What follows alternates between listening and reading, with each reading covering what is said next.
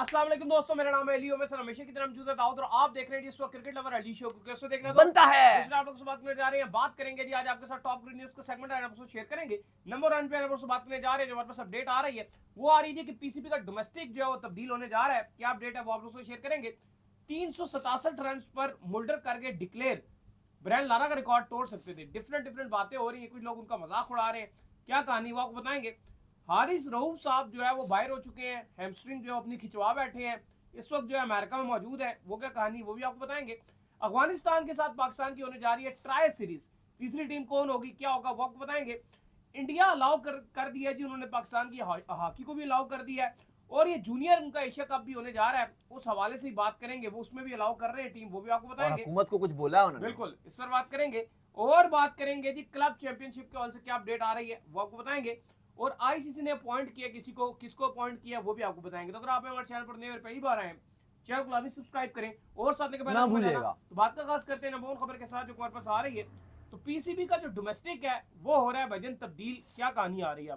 देखिए, आज Pakistan cricket board ने यह ऐलान किया कि अब वो डोमेस्टिक अपना पूरा दोबारा से चेंज कर रहे हैं, लेकिन इतनी इनकंसिस्टेंसी है कि किसी को समझ ही नहीं आता। कभी एकदम स्ट्रीम बढ़ा दी जाती हैं, फिर एकदम घटा दी जाती हैं। आप कायदे-आज़म ट्रॉफी को ही ले लीजिए, पहले टीम्स कम थी, फिर एकदम से 18 टीम्स कर दी गई, इतनी ज्यादा टीम्स, फिर दोबारा से 18 के बाद सडनली 8 टीम्स दोबारा कर दी गई हैं, और 8 टीम्स में भी 6 क्वालिफाई हो गई हैं। और हैरान कुन तौर पे कहा गया कि जो बकिया 2 टीम्स होंगी वो हनीफ मोहम्मद जो ट्रॉफी है उसकी जो फाइनलिस्ट टीमें होंगी वो होंगी, लेकिन इस सब में कराची की दोनों टीमों को बाहर कर दिया। बड़ी अजीब बात है। मतलब आप इमेजिन कीजिए कि जो कराची रीजन की टीम थी वो पीसीबी ने खुद ही सिलेक्ट की, खुद ही वो सिलेक्ट की। उसमें बहुत सारे नाम नहीं खेल पाए, सरफराज कुछ मैच नहीं खेल पाए, साउथ शकील नहीं खेल पाए, और भी जो बड़े नाम थे, शान मसूद थे, वो नहीं खेल पाए। जो बड़े बड़े नाम थे वो खेले नहीं, तो जाहिर है कराची की परफॉर्मेंस इतनी अच्छी नहीं रही, और फिर कराची इतना अच्छा नहीं खेल पाई। तो इन्होंने कायदे-आज़म ट्रॉफी से कराची जो 21 बार कायदे-आज़म ट्रॉफी की चैंपियन रही है उसको बाहर कर दी, उसकी दोनों टीमें बाहर कर दी, लाहौर की एक टीम बाहर कर दी, रावलपिंडी की एक टीम बाहर कर दी। मतलब ये अपने में एक हैरान कुन बात है। चलो ये तो हुआ जो आपका चैंपियन कप बड़ा पिछले साल जोरों शोर से शुरू किया गया था, मेंटोर्स लगाए गए थे, एक एक मेंटोर को महीने का 50-50 लाख रुपए दिया गया था, 50-50 लाख ऐसे बांटे गए थे मानो रेवड़ियों, इस तरह से मेंटोर को बांटा गया था। और अब उस पूरे के पूरे चैंपियंस कप को खामोशी के साथ चू करके भी आवाज नहीं आई, और उस टूर्नामेंट में जहां कहा गया था कि रेड बॉल में भी ये टूर्नामेंट खेला जाएगा, ये ओडीआई चैंपियन कप भी खेला जाएगा, ये T20 चैंपियन कप भी खेला जाएगा, सब का सब एक साल में इतना करोड़ों तो मैं नहीं बोलूंगा, अरबों रुपए लगा और खत्म हो गया। किसी भी चीज को टेम्परेरी फिक्स करने की कोशिश करते हैं ना, तो फिर ऐसे रिजल्ट जो है वो आपके सामने आते हैं। हमने उस टाइम भी बोला था, अगर आप हमारा शो देख रहे होगे, कि यार ये आपने ऑलरेडी आप नेशनल T20 कप भी करवा रहे हो, फिर आपका बाकी ऑलरेडी इतने डोमेस्टिक कप हैं, आप ये कैसे इसको बीच में मैनेज करोगे। ये एक फजूल आपने रखवाया था, ये खत्म करवा दिया। अब कायदे-आज़म ट्रॉफी में इतनी ज्यादा तनकीद हो रही है कि अब आपने बड़ी बड़ी शहरों को बाहर कर दिया। अगर आप कायदे-आज़म ट्रॉफी की दाऊद जो बंदा सीरियस नोट, हम तो कवर करने भी जाते हैं, वो तो कोई इतना खास हमें वहां दिख भी नहीं रहा होता, हम कोई भी नहीं होता, हर चीज कवर करने के लिए पहुंचे होते, लेकिन जिस तरह का वो उसकी एक स्टेटस जो नजर आ रहा होता है, जो क्वालिटी होती है कितनी अजीब होती है ना, कोई उसमें प्रेशर होता है, बस ऐसे लग रहा होता है किसी ने भी ग्राउंड बुक करवाया और वो खेल रहा है, कोई प्रेशर नहीं होता। और आप देखो, जब आप इतने हल्के में खेल रहे हो नाली, तो फिर आपको बकिया खिलाड़ियों को भी मौका देना चाहिए, और आपने इतने बड़े बड़े शहरों को आप बाहर करके वो कैसे करवाओगे कि आपने इतने बड़े बड़े शहरों को बाहर कर दिया। खैर जी, इसके बाद जो खबर आ रही है, आज पूरा दिन ये खबर छाई रही, और ये है कि साउथ अफ्रीका के जो बैट्समैन है मुल्डर, वो जो है 367 रन के ऊपर जो आज अपनी इनिंग्स को जो डिक्लेयर कर गए। साउथ अफ्रीका खेल रहा था अगेंस्ट जिम्बाब्वे, और लग रहा था कि आज जो है मुल्डर इस मूड में लग रहे थे कि वो ब्रायन लारा का रिकॉर्ड बड़ी आसानी से तोड़ सकते थे अगर वो अगले 4 से 5 ओवर खेल जाते, लेकिन उन्होंने जो है वो रिटायर्ड उस टाइम पे इनिंग जो है कर दी, वो बाहर वो डिक्लेयर इनिंग कर जो है बाहर चले गए। इसके ऊपर जो लोगों का डिफरेंट ओपिनियन है। कोई कह रहा है कि भाईजान ये रिकॉर्ड उनको तोड़ देना चाहिए था, रिकॉर्ड तो होते ही टूटने के लिए, अगर टूट जाते तो अगले 50 साल तक जो है मुल्डर को याद रखा जाता। लेकिन अगर मुल्डर के ओपिनियन की बात कर ले तो उनका ये कहना है, जो उनका स्टेटमेंट इसके ऊपर आया है, कि भाईजान ब्रायन लारा ने ये जो रिकॉर्ड बनाया था ये अगेंस्ट इंग्लैंड बनाया था, और ब्रायन लारा एक लेजेंड है, और मैं ये चाहता हूँ कि रिकॉर्ड उन्हीं के नाम से रहे, और अगर मुझे दोबारा भी ये मौका मिला तो मैं दोबारा इसको नहीं तोड़ूंगा। अच्छा, तो फिर सवाल मेरा ये है उनसे कि उन्होंने 367 रन पे फिनिश किया है, और नंबर 1 पे ब्रायन लारा है, और नंबर 2 पर जिसका नाम आता है वो आता है मैथ्यू हेडन का। मैथ्यू हेडन ने जो 380 रन बनाए थे, अगर आपको याद हो 2003 में उन्होंने जिम्बाब्वे के अगेंस्ट बनाए थे, तो जिम्बाब्वे कौन सी बड़ी टीम है, एटलीस्ट उनका तो रिकॉर्ड तोड़ देते ना, मैथ्यू हेडन का तो रिकॉर्ड तोड़ देते।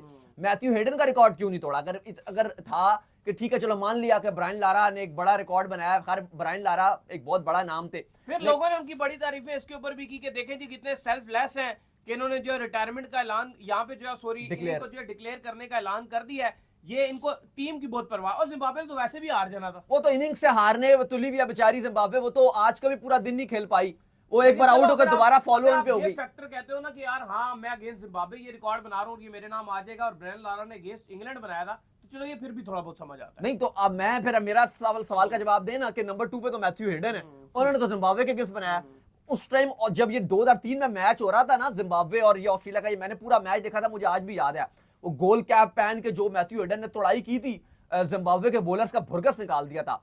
मुझे अब इस बात का जवाब दें कि वो इतनी उस टाइम जिम्बाब्वे की कमजोर टीम थी और ऑस्ट्रेलिया की इतनी बड़ी स्ट्रॉन्ग टीम थी, लेकिन हेडन ने तो कोई एहसास नहीं किया, मार मार के 4.5 दुम्बा बना दिया। करते भी नहीं है, तो ये भी फिर हेडन का रिकॉर्ड तो तोड़ देते ना, सेकंड बेस्ट बन जाते।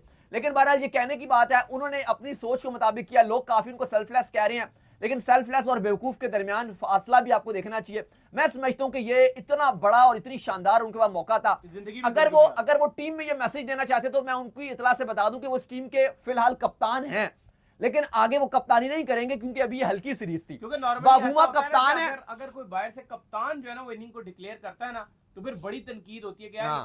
कप्तान ने कर दिया, ये अच्छी बात है, वो खुद कप्तान था, खुद इनिंग डिक्लेयर। लेकिन आप देखो कि आगे भी ये अगर बहुत टाइम बाद कप्तान बनेंगे, फिलहाल अभी ये कप्तान नहीं है, मतलब इस सीरीज में कप्तान है अभी वो बाबूमा वगैरह है नहीं, इसलिए मार्करम है नहीं, इसलिए इनको कप्तानी मिली भी है।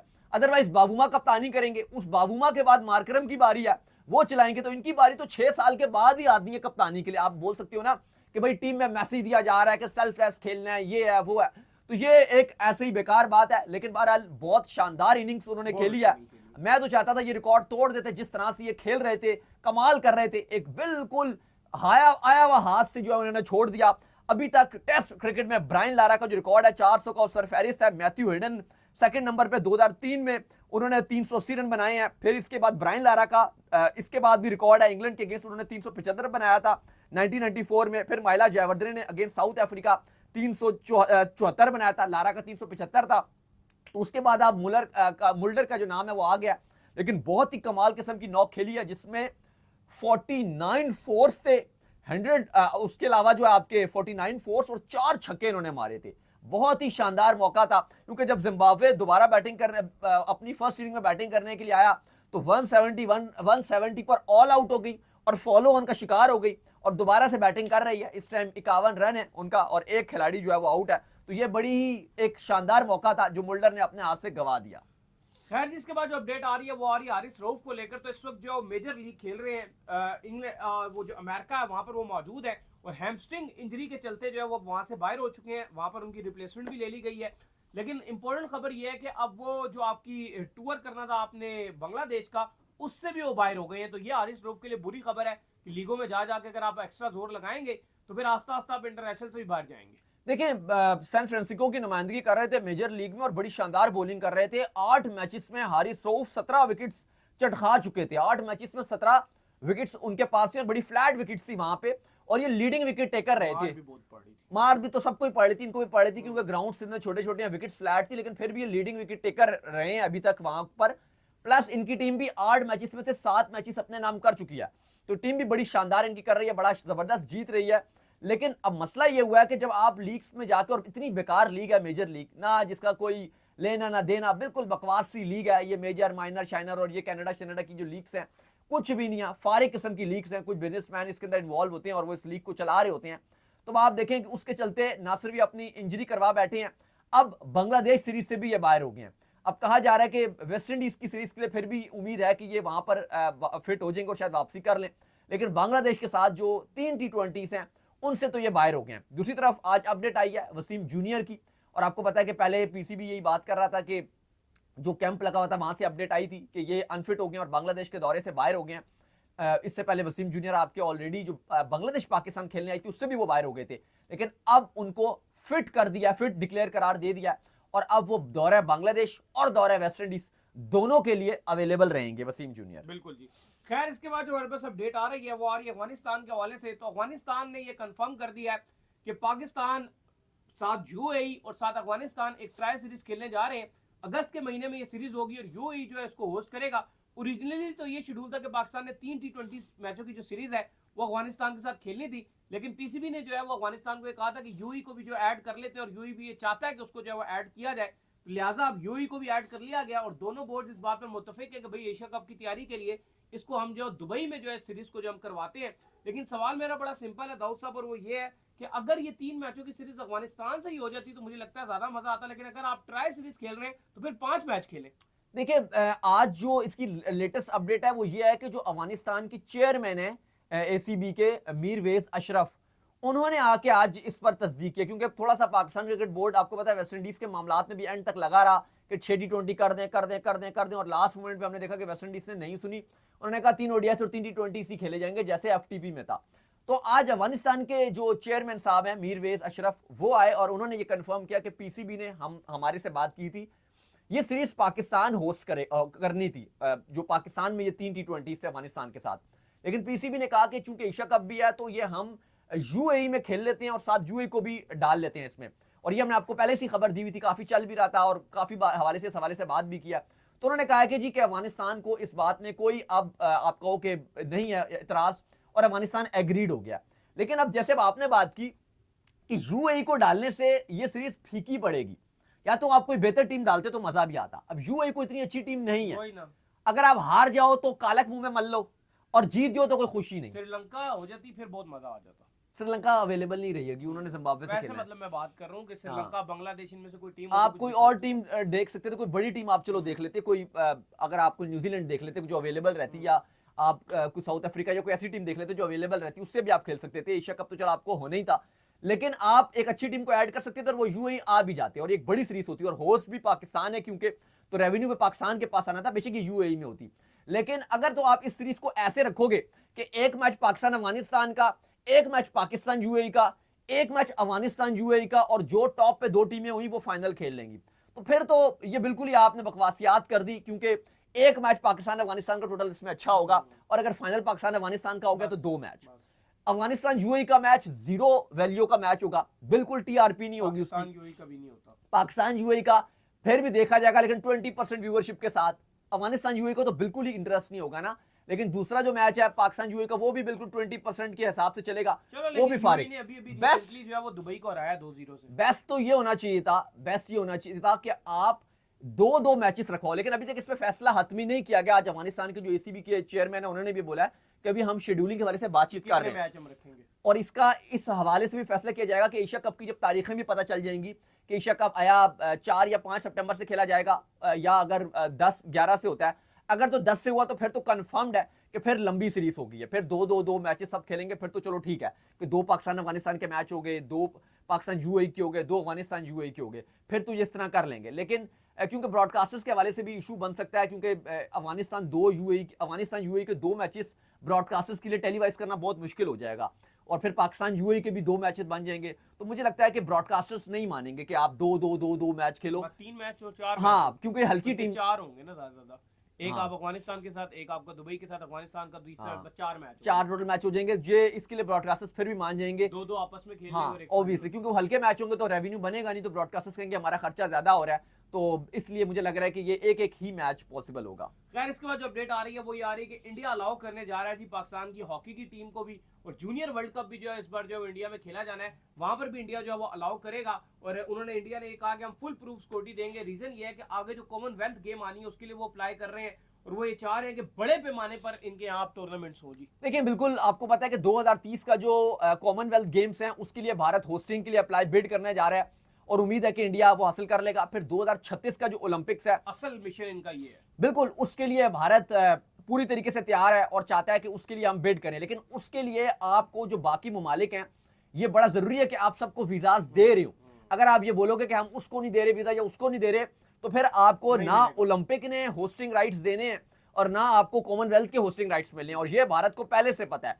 इस वजह से उन्होंने ये फैसला कर लिया, और हमने आपको पहले भी बताया था और अभी फिर बता रहे हैं, जो आज की जो लेटेस्ट अपडेट्स हैं। पहले तो ये बताया था ना कि भारत की गवर्नमेंट ने ग्रीन सिग्नल दे दिया, आपकी जो हॉकी टीम है एशिया कप के लिए भी दे दिया जो अगस्त में खेला जाना है, और जो जूनियर वर्ल्ड कप है हॉकी का वो दिसंबर में, उसके लिए भी अलाउ कर दिया। प्लस आज जो भारतीय हुकूमत है उसने ये कहा है कि पाकिस्तान की जो हॉकी टीम आएगी अगस्त में और पाकिस्तान के जूनियर वर्ल्ड कप खेलने के लिए आएगी, उसको हम हैवी और फुल सिक्योरिटी देंगे, हैवी वीवीआईपी सिक्योरिटी देंगे, क्योंकि पाकिस्तान इंडिया के जो ताल्लुकात हैं बड़े खराब रहे हैं पिछले 3-4 महीने में। तो कहा गया कि बिल्कुल ऐसा कुछ नहीं होगा कि अवाम या कोई भी हमें जो थ्रेट होगी उससे हम आपको बचा के रखेंगे, हम हैवी सिक्योरिटी देंगे, तो आप आइए और हमारे यहाँ आके हॉकी खेलिए, क्योंकि वो चाहते हैं कि अगर चीजें बेहतर रहे तो आगे मामला चले। लेकिन सवाल जो पाकिस्तान के लोग पूछ रहे हैं वो ये पूछ रहे हैं कि भाई आप हॉकी के लिए तो इतना कुछ कर रहे हो, दूसरी तरफ जो भारतीय यूट्यूबर्स हैं या कुछ फैंस हैं वो तो ये कह रहे हैं कि भाई एशिया कप होना ही नहीं चाहिए। वहां के अगर आप मेन स्ट्रीम मीडिया में देख लो वो भी कह रहे हैं जी कि एशिया कप का बाइकआउट कर दो, नहीं होना चाहिए। तो ये आप कैसे करोगे कि एशिया कप का बाइकआउट कर दोगे? हाइप वाली चीज से भाग रहे हैं, और इस हमको पता है कि इस चीज की इतनी हाइप नहीं बननी है जो सच्ची। अगर पाकिस्तान टीम इंडिया जाएगी ना तो ये हाइप बनेगी बनेगी। खैर वो नॉर्मल सी हाइप बन के निकल जाएगी, लेकिन मेन एशिया कप होता है तो फिर बहुत बड़ी हाइप बनती है। खैर इसके बाद जो हमारे पास अपडेट आ रही है में खेलना है वो आ रही है जी क्लब चैंपियनशिप के हवाले से जो अपडेट आ रही है। क्या अपडेट है जी क्लब चैंपियनशिप को लेके? एक दिन कहते हैं कि भाई मामलात जो है वो दूसरी तरफ जा रहे हैं, दूसरे दिन आकर अपडेट देते हैं कि नहीं अभी तक फिलहाल कोई आईसीसी का प्लान नहीं है, किसी को पता नहीं चल रहा क्या चल रहा है। देखिए ईसीबी एक्चुअली इस पर बहुत काम कर रहा है और लगातार इंग्लैंड में एक मीटिंग भी बुलाई थी कल भी, जिस पर हम बात कर रहे थे, जिसमें 100 टूर्नामेंट की कहा जा रहा है एक टीम हो जाएगी, बिग बैश की हो जाएगी, अमेरिका की जो ये मेजर लीग है इसकी एक टूर्नामेंट एक टीम हो जाएगी, ILT20 की एक टीम हो जाएगी, कैरेबियन की एक टीम हो जाएगी, बिग बैश का आपको बताया। ये 5 टीम्स तो कह रही हैं कि जी करवा दो, लेकिन PSL की जो CEO साहब हैं आपके सलमान नसीर साहब, उन्होंने शिरकत नहीं की और उनका मानना यह है, जो PCB के जरिए बता रहे हैं, एक अखबार ने कोट किया, उनका मानना यह है कि उन्होंने कहा जी कि हमें इस हवाले से कोई खास बताया नहीं था, अगर हमें आप शिरकत करवाना ही चाहते हैं तो हम इंग्लैंड तो भी पॉसिबल नहीं आएंगे, हम तो आपके साथ किसी भी तरह जो स्काइप या जूम वगैरह के थ्रू आपके साथ शिरकत कर सकते थे, आप हमें बुला सकते हैं। लेकिन जो ECB और ऑस्ट्रेलियन क्रिकेट बोर्ड और साउथ अफ्रीकन क्रिकेट बोर्ड भी इसमें इन्वॉल्व है, वो ये चाहते हैं कि ICC इसको बैक करे। ICC का बैक करने का मतलब ये है कि जो क्लब चैंपियनशिप खेला जाना है, वर्ल्ड कप इसका नाम रखा हुआ है, वर्ल्ड क्लब चैंपियनशिप, तो कहा गया है कि इसमें ICC एक इसको विंडो दे, हर 2 साल के बाद या व्हाटएवर साल के बाद एक विंडो दी जाए, जैसे ICC के इवेंट में एक विंडो होती है या IPL की एक विंडो दी जाती है, इस तरह से एक प्रॉपर विंडो दी जाए और उस विंडो में के अंदर ये एक चैंपियंस क्लब टूर्नामेंट खेला जाए। अभी तक BCCI इस पर थोड़ा सा खामोश है, वो चाह रहा है कि आप लोग खेल लो, हम इसमें नहीं आएंगे, थोड़ा सा अभी उनका ये मौकफ है। उनको ये लगता है कि अगर हमारी एक IPL की टीम यहां पे चली गई तो 80% पैसा हमारा है, वो एकदम से हमारी जो फ्रेंचाइज का जो स्पॉन्सर है वो सारे वहां पर भी पहुंच जाएंगे, तो थोड़ा सा वो हेसिटेट कर रहे हैं अभी। लेकिन ECB और ऑस्ट्रेलियन क्रिकेट बोर्ड बहुत पुश कर रहे हैं, पाकिस्तान क्रिकेट बोर्ड बिल्कुल इसमें पीछे है, वो कह रहे हैं अगर आप इस पे कुछ कर लेते हो, हमें बुलाओगे तो हम आ जाएंगे, नहीं बुलाओगे तो भी हमें फर्क नहीं पड़ता। लेकिन ये बात तो तय है कि अगर पाकिस्तान सुपर लीग की टीम नहीं जाती और IPL की टीम नहीं जाती और उसके बिना अगर ये 5-6 टीम्स करवाते हैं फिर क्या, तो ये बिल्कुल सुपर फ्लॉप हो जाएगा। बिल्कुल। खैर इसके बाद जो अपडेट आ रही है वो आ रही है जी कि ICC में जय शाह के बाद एक और इंडियन जो है वो एक अच्छी पोस्ट के ऊपर जो है उनको हायर कर लिया गया है, CEO की पोस्ट के ऊपर जो है ये आ गए हैं। कौन है जी? देखिए संजोग गुप्ता साहब हैं, इनको ICC जो है वो CEO अपॉइंट करने जा रहा है और जय शाह की रिकमेंडेशन के ऊपर, लेकिन काफी ज्यादा वर्ल्ड में और इंटरनेशनली क्रिटिसाइज भी किया जा रहा है, क्योंकि इस टाइम अगर आप 80% जो ICC की बड़ी पोस्ट हैं तो उनमें इंडियंस ही नजर आ रहे हैं। अब ये हमेशा से इनका ये एक आपको हमेशा से ये बात करते रहे हैं, जो गुप्ता साहब हैं ये कहते थे कि भारत का जो रेवेन्यू है वो ICC में और बढ़ाना चाहिए, और इसलिए थोड़े से जो बाकी आप बोर्ड्स हैं वो थोड़ा सा इनके अपॉइंटमेंट से नाखुश हैं। इस टाइम ICC के अगर आप कमर्शियल डिपार्टमेंट की भी हेड की बात करें, फिर वाइस जो प्रेसिडेंट है उनकी भी बात करें, बाकी भी जितने बिल्कुल ऑपरेशन हेड की भी बात कर लें, मीडिया हेड की बात कर लें, हर जगह ही ज्यादातर आपको इंडियंस या BCCI के लोग नजर आते हैं। जो BCCI के पहले एम्प्लॉयज थे वो यहां पर आ रहे हैं, तो कहा जा रहा है कि जय शाह बहुत ज्यादा जो है वो इंडियंस अपॉइंट करें, लेकिन ICC का जो मेन है वो ये कि दुनिया भर से अपॉइंटमेंट की जाती है जो बड़े ओहदे हैं। ठीक है, आपके मेन हेड जो है वो जय शाह है, लेकिन इस पर काफी क्रिटिसाइज किया जा रहा है कि जो जो डिपार्टमेंट्स हैं, अब जितनी नई भर्तियां हो रही हैं उसमें सारे BCCI के जो एक्स एम्प्लॉयज थे वो आ रहे हैं। तो उम्मीद करते हैं आज हमारे शो आपका एपिसोड, वीडियो को लाइक कीजिए, हमारे चैनल को सब्सक्राइब कीजिए, साथ में बेल आइकन को बजाइए। एक और काम कर लीजिए और वो ये कर लीजिए कि आप जो इंस्टाग्राम पर जाके इनको फॉलो कीजिए, इंस्टाग्राम पे मुझे फॉलो कर लीजिए, वहां पे मैं मौजूद हूं, दाऊद क्रिकेट के नेम से। अगर आपको कोई सवाल हो तो भेजिएगा, उनको भी फॉलो कीजिए। मैं मौजूद क्रिकेट ऑफिशियल का नाम से लिंक डिस्क्रिप्शन में मौजूद है, जाइए फॉलो कीजिए। नेक्स्ट वीडियो, अल्लाह हाफिज़।